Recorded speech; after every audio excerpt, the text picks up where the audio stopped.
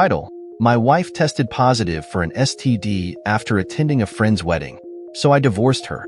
Hi everybody. I'm aiming for 100,000 subscribers by the end of the year, and I truly believe we can achieve it together. So if you could hit that subscribe button, it would really mean a lot to me. You know the saying, what happens in Vegas stays in Vegas, but that's not always the case. Today, we'll discuss why you should be careful what you bring back from a trip. Sometimes, it's more than just memories. My wife underwent an STD test after attending her friend's wedding, and I handed her divorce papers. When people say a single moment can change your life, they're not exaggerating. It's astounding how finding a small piece of paper in my wife's purse turned my world upside down. I'm a 37-year-old man who married my college sweetheart 10 years ago. Before that, we dated for 6 years, so we've known each other for 16 years in total. Let's call her Emma, also 37. She was my classmate in college and truly my soulmate. About a month ago, Emma attended a fairy tale wedding of her friend in Las Vegas. I was also invited but couldn't go due to urgent work commitments. The event was elaborate and spanned an entire week. When Emma returned, she was unusually quiet. I asked if everything was okay, and she said she was just tired from the week-long festivities. That seemed reasonable, so I gave her space to unwind. However, her behavior started to concern me when she became cold and irritable. She began ignoring me and got agitated during our conversations. Our intimate life dwindled to almost nothing. Whenever I tried to initiate, she'd snap that she wasn't in the mood. It's been nearly a month since she returned, and we haven't shared a single intimate moment. To add to my worries, I found something in her bag yesterday that made me anxious: a hospital bill. Emma had taken an STD test the day after returning from the wedding. Isn't that strange? Why would she do that and not tell me? I realize what this could mean. I love her deeply, but I'm not naive enough to ignore such a glaring red flag. I'm not ready to confront her just yet. I want all the information about the STD test first. I don't want to act on half-baked information. I value my marriage and our relationship, and I don't want to destroy it impulsively. While researching, I stumbled upon stories where people found out about their partners secretly getting STD tests, often linked to infidelity. That's why I'm sharing my story, to see if I'm overreacting. I feel guilty admitting this, but I also checked Emma's phone recently. I went through her messages and call logs, but found nothing suspicious. Everything seemed normal, even her social media accounts. I don't know whether to feel bad for doubting her or relieved that nothing seems amiss. I considered reaching out to the friends who attended the wedding with her, but they're her school friends, not mine. I'm friendly with them, but not close enough to ask probing questions without Emma finding out. This situation feels bizarre because, in the 10 years we've been together, Emma has never given me a reason to suspect her. We've always been transparent with each other. Edit to add. I forgot to mention that the bill showed she scheduled the appointment the day after returning from the trip, but the test date was yesterday, with the results due in a week. Emma's behavior has been worrying me since she returned. I checked her phone but found nothing. Yesterday, when she came home after the test, she looked exhausted and tense. I grew suspicious when she carefully hid her bag in the wardrobe. She usually leaves it on the table or couch. I pretended not to notice but kept a close eye on her.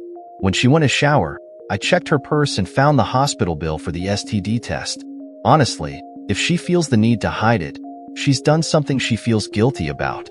The only other reason she'd get tested is if she thought I was cheating. But given the timing, it's too suspicious to ignore. Update 1. Hello everyone. After reading your comments, I realized I didn't provide much background about myself or Emma. We're both software engineers working at different IT companies, and we have a 6-year-old son. Financially, we're stable and had a happy family life. Until now. Discovering the STD test bill left me restless. Comments and stories from others in similar situations pointed toward one thing. Emma might have cheated on me. Initially, I wanted to wait for the test results before confronting her, but I was choking inside. Emma noticed my behavior change. She asked if I was okay, and I just nodded, faking a smile. A day after my last post, during dinner, Emma asked again if I was all right. I couldn't hold it in anymore and blurted out, "How was your STD test?" She looked shocked and asked how I knew. I said it didn't matter. Then she uttered the classic line, I can explain. I told her to go ahead. She started crying, and my heart sank. I knew my suspicions were true. Emma grabbed my hand and begged me to believe her. I said I could only believe her if she told me the truth. Through tears, she confessed everything. During her friend's bachelorette party in Vegas, the event planner had arranged for male escorts and other entertainment. Emma said the bride and other friends indulged from day one, but she resisted. Her friends pressured her, saying she deserved to explore since she'd been with only one man, me, for 16 years. They convinced her to get an intimate massage, assuring her it wasn't cheating. She gave in to the peer pressure, thinking a massage wouldn't cross any lines. However, the masseur was an escort. After starting the massage, he began to undress her. She hesitated, but he insisted it was part of the experience. Emma admitted she lost control, and one thing led to another. She cheated on me. Afterwards, her friends cheered and encouraged her to explore further, assuring her it would remain confidential. Believing she had already crossed the line, she decided to continue indulging. I was glad she was honest, but I was devastated. I sat there, numb, trying to process her words. Emma pleaded with me to say something, but I couldn't. Finally, I told her I was filing for divorce. She was shocked, begging me not to make an impulsive decision for the sake of our son. I told her to stop pretending to care about our family when she had already destroyed it. I left the house, ignoring her attempts to stop me, and went to a friend's place. The next morning, I called in sick and started looking for divorce lawyers. I found one who was an acquaintance from school. He sensed the urgency and agreed to meet me after work. I explained everything, and he advised me to think it over, but I was resolute. I went home the next day to pack some belongings. Emma was there, looking miserable. She tried to hug me, but I stood stiff. She kept apologizing, but I remained unmoved. I asked about our son, and she said he was with my parents. I locked myself in our room, packed my essentials, and left while she was in the kitchen. She tried to stop me, but I didn't look back. I checked into a hotel and visited my son at my parents' house. I wanted to tell them everything but held back. Emma tried contacting me relentlessly, calls, texts, showing up at places I frequent, but I avoided her. A mutual friend reached out, saying Emma was looking for me. I assured him I was fine but needed space. I followed up with my lawyer, who said the divorce papers would be ready soon. I'm waiting for them to arrive, and will update once things are sorted. Update 2. It's taken some time to process everything, but here's my final update. 10 days after confronting Emma, the divorce papers arrived. On Sunday morning, I went back to the house. Emma was on the couch, looking lifeless, while our son played nearby. He ran to me, and we shared a hug. Emma gave me a cold stare. She asked what I wanted, and I remained silent. She asked if there was anything she could do to fix things. I told her, yes, she could confess her infidelity to our parents. She was taken aback, but agreed if it would help. She called our parents and invited them over that evening. We had lunch together, a silent, somber meal. Afterward, Emma tried to initiate intimacy. I asked if her STD results were clear. She said yes. Knowing this would be our last time, I gave in. We woke up to our son knocking on the door. For a moment, it felt like old times, and I questioned my decision. But I reminded myself why I couldn't stay.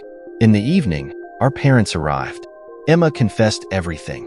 Her infidelity and that I had found out. She admitted she had betrayed me. I told them I was filing for divorce and read out the terms. Emma tried to interrupt, but I continued.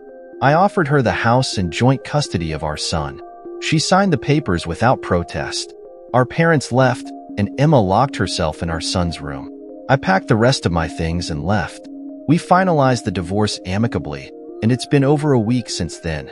I'm settling into a new place. We'll have to interact because of our son, but it'll be strictly about him. I still feel empty and frustrated.